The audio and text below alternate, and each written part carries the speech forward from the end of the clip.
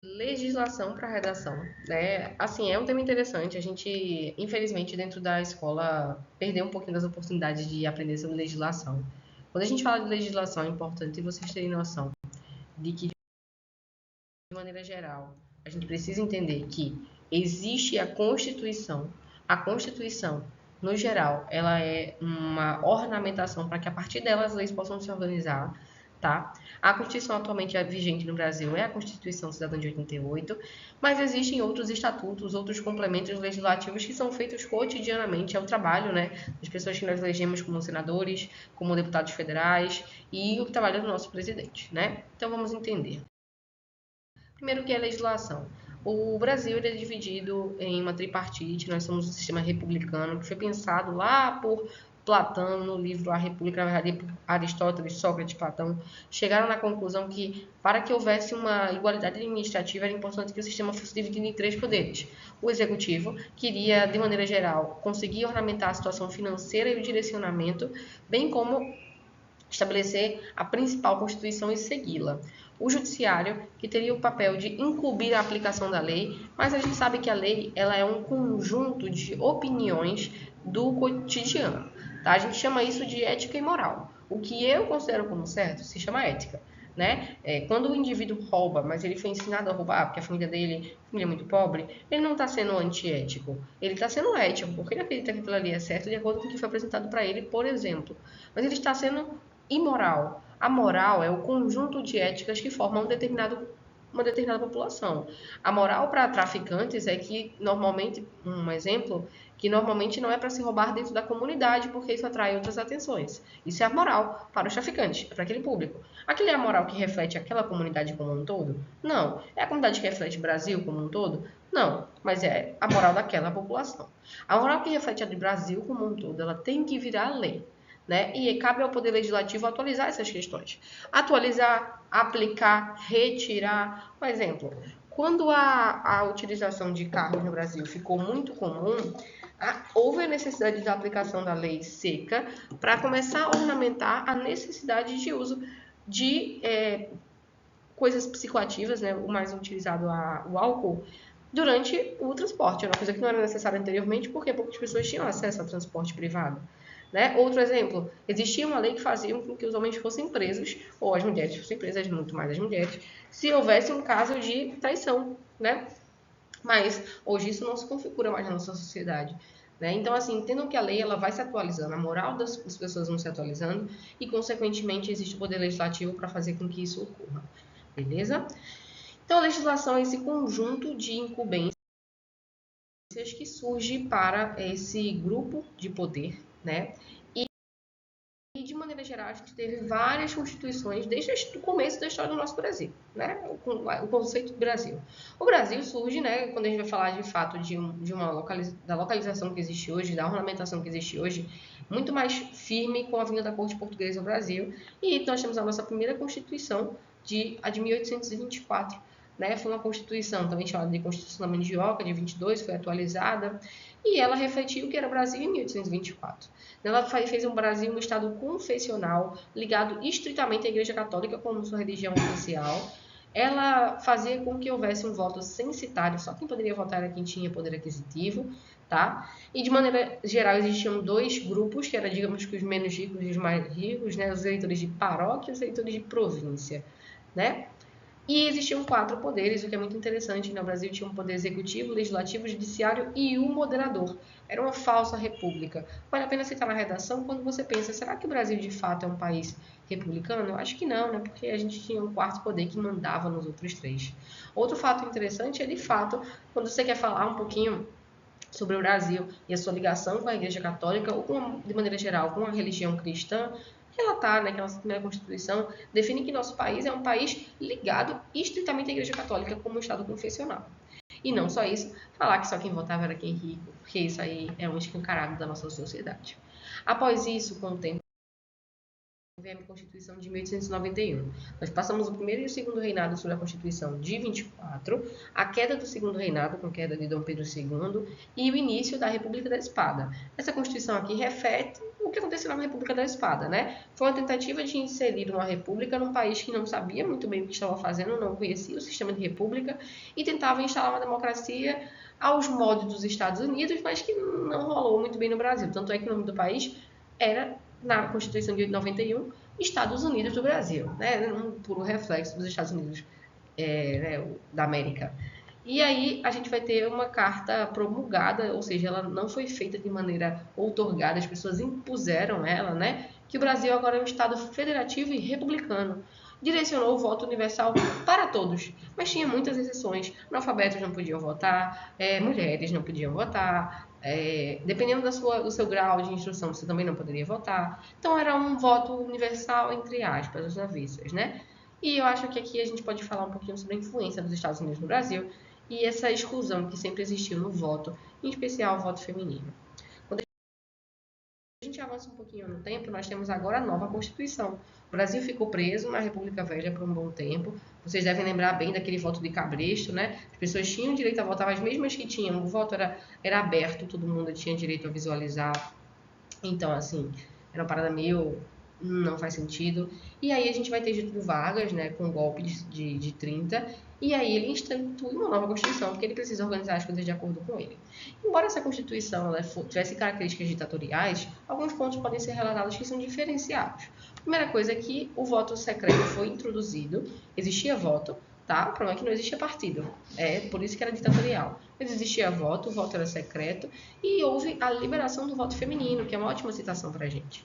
Além disso, houve a criação das CLTs, né, com o que nós temos hoje, que é, com certeza, a cartilha trabalhista mais avançada do mundo, né, com jornadas de 8 horas de trabalho, repouso semanal, férias remuneradas, 13º, coisas que não existem na maioria dos países. Os Estados Unidos, por exemplo, não tem férias remuneradas. E a gente tem o 13º salário, que na verdade é uma coisa cumulativa, mas é bem interessante. E educação pública. Aqui acho que é a maior citação que vocês podem trazer na redação. Quem trouxe educação pública para o Brasil foi Getúlio Vargas na Constituição de 34. Tá bom? Seguindo um pouquinho, a gente vai ter a Constituição de 37. Aqui foi quando, de fato, o Getúlio Vargas teve uma característica um pouco mais ditatorial do seu governo. Foi uma carta outorgada, imposta veridicamente, tinha inspiração fascista. A gente deu início a um regime ditatorial no modelo externo, baseado na Itália, na Polônia, na Alemanha. Vamos lembrar que está começando a Segunda Guerra Mundial. Aqui a gente não tinha mais partidos, não tinha mais liberdade de imprensa e, basicamente, houve uma prorrogação do mandato do Getúlio Vargas, que já estava no poder há 8 anos, de maneira infinita. Não infinita, né? Até o final da Segunda Guerra Mundial e da imponência de Getúlio Vargas. A nova Constituição caracteriza quando o Brasil, após o final da Segunda Guerra Mundial, veja, 46, né, 45, 46, quando o mundo se reestrutura e a gente vai ter uma organização diferente. Então, nós retomamos ao sistema republicano com um mandato presidencial um pouco maior, de 5 anos, tá? Existe uma defesa da propriedade privada muito forte, até porque a gente estava vindo de um momento que capitalismo e comunismo vivem muito conflito, e isso aqui foi financiado pelos Estados Unidos, né? Vendo que após o final da Segunda Guerra Mundial, ele agora tinha um grande conflito que era com um novo sistema financeiro que estava se espalhando pelo mundo. A gente tem uma carta um pouco contraditória, ela garantia a liberdade de expressão, porém assegurava o direito à greve, assegurava o direito à associação sindical, mas essa era a grande contradição. Quando se pensava em sindicalismo dentro da Segunda Guerra Mundial, gente, assistam o filme Oppenheimer, tá? Ele vai falar bem sobre esse momento, que é a história do criador da bomba, mas quando se falava de sindicalismo, de unir os trabalhadores, se pensava em movimento comunista. A gente tem que lembrar que a Revolução Russa ornou nesse sentido. E, ao mesmo tempo, a defesa da propriedade privada, do latifundiário, do grande proprietário de terra, que é uma parada mais capitalista, não fazia muito sentido. E isso é a configuração dessa república, que foi tão instável que logo caiu com a ditadura financiada pelos Estados Unidos para manter o sistema capitalista no Brasil. A Constituição de 67, ela vai ter um comportamento que dá abertura para os atos institucionais que são estabelecidos no governo militar, e é um documento que foi aprovado pelo Congresso Nacional, mas um Congresso Nacional que já tinha sido acabado por várias cassações, tá?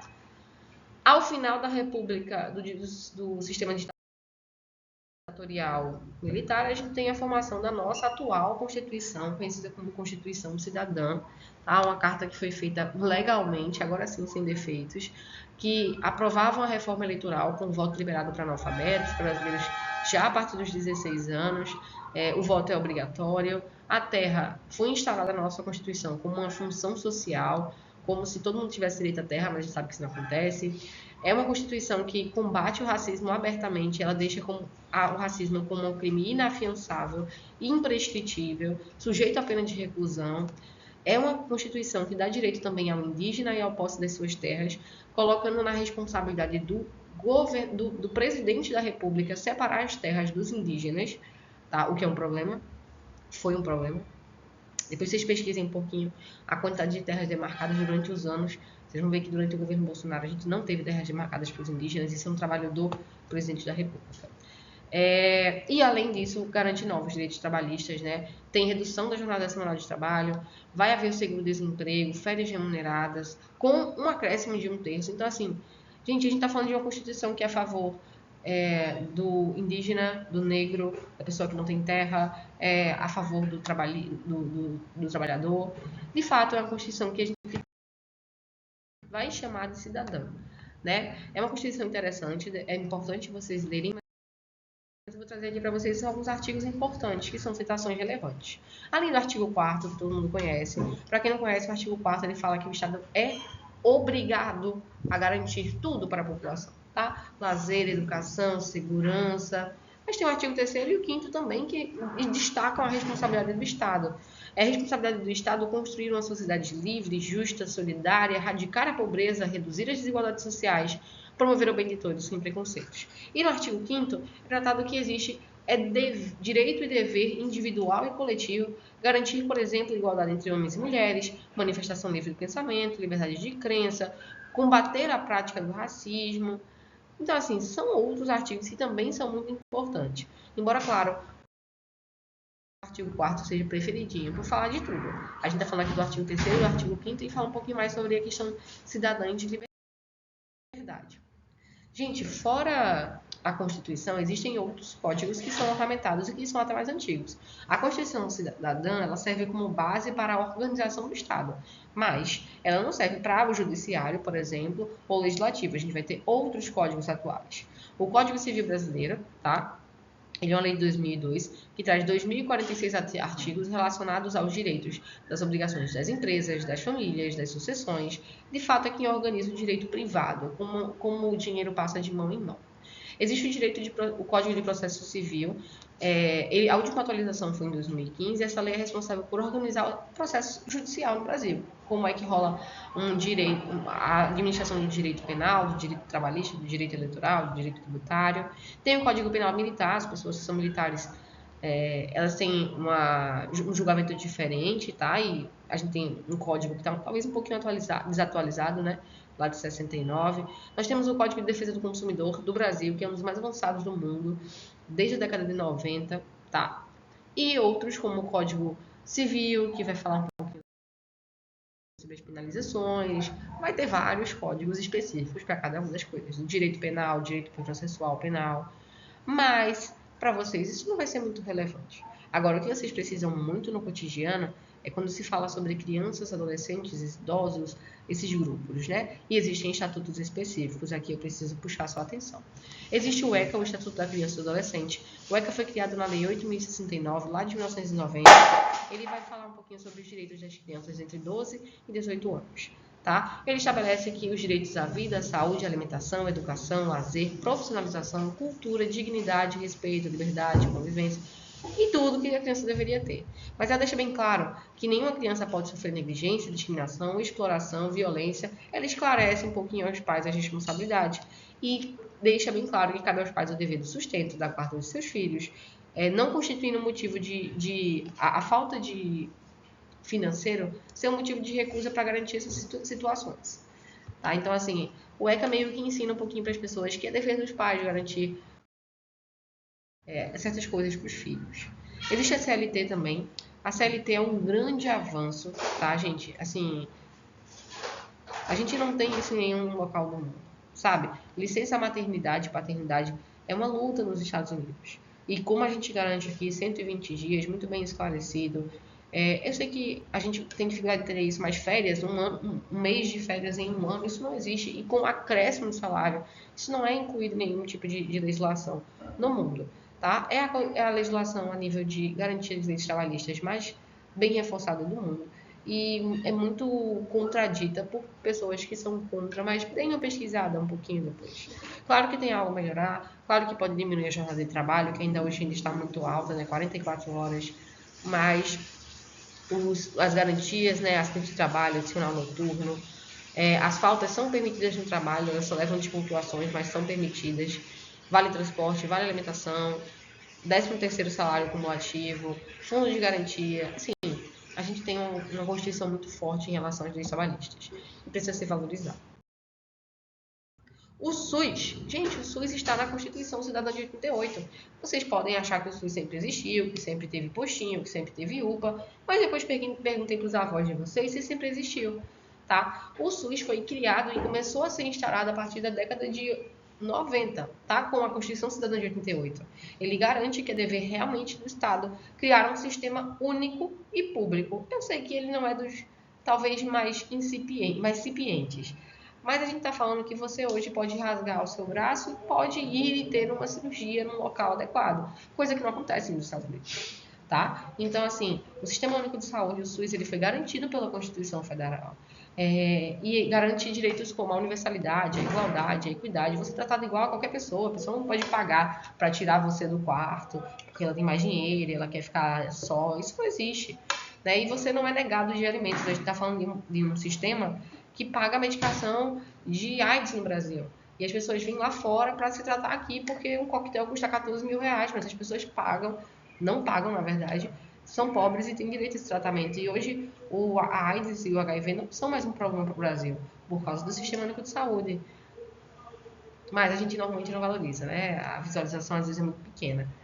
E é algo muito fácil de citar na redação, tá? Quer queira, quer não, você talvez nunca tenha se questionado, mas depois dê uma pesquisadinha sobre a história do SUS.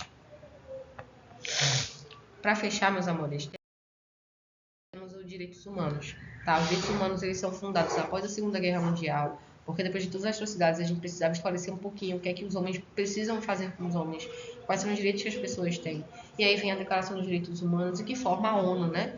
A Organização das Nações Unidas, tentando garantir os direitos humanos. Basicamente, a gente tenta garantir o básico, né? Mas saber que todo o básico está nos direitos humanos, que eu posso citar ele na redação, que é de 48, é importante para você conseguir melhorar a sua nota. Bom? Fechando um pouquinho outros estatutos que vocês podem dar uma lidinha, a gente está falando aqui do meio ambiente, existe uma lei de 98, que é a primeira lei que criminaliza atos contra o meio ambiente. A questão indígena, existe uma lei de 73, que gerou depois o Estatuto do Índio, tá? Que protege a lei indígena, existe o Estatuto do Índio. Em relação à violência doméstica, a gente tem a Lei Maria da Penha, de 2006, e temos a Lei da Palmada, de, agora há pouco, 2014, né, bem polêmica, em relação à violência contra a mulher e contra a criança. Tá? Sobre violência sexual, a gente tem a diferença entre assédio, importunação sexual e estupro. Tenham noção disso, essas coisas são diferentes. A importunação sexual é uma atitude que de fato não toca o ser, mas o inibe, enquanto o assédio é de fato qualquer situação de toque, a violação do corpo, e o estupro é o ato realmente relacionado à atividade sexual. Todos eles são avaliados de maneira diferente. A gente sabe que, assim, importunação sexual, uma pessoa está assistindo um vídeo no TikTok de questões sexuais e eu tô lá no metrô, também é importunação sexual, isso também é crime, tá? A Lei Maria da Penha, a Lei de Alienação Parental também estão relacionadas à violência psicológica, tá bom? Mais uma vez, para mulheres e para crianças. E a gente tem que lembrar que existe também o Estatuto da Igualdade Racial, lutando um pouquinho contra o racismo. Gente, tudo isso aqui é coisa para vocês anotarem, para vocês fixarem. Tentei não deixar esse pré-aula muito longo, mas o mais importante é que você comece a introduzir na redação, e é o que a gente vai fazer na nossa linha de hoje, beleza? Beijo, tchau, tchau. O artigo 4º seja preferidinho, por falar de tudo. A gente tá falando aqui do artigo 3º, do artigo 5º e fala um pouquinho mais sobre a questão cidadã e de liberdade. Vai chamar de cidadã, né? É uma Constituição interessante, é importante vocês lerem que surge para esse grupo de poder, né? E maneira geral, a gente precisa entender que existe a Constituição.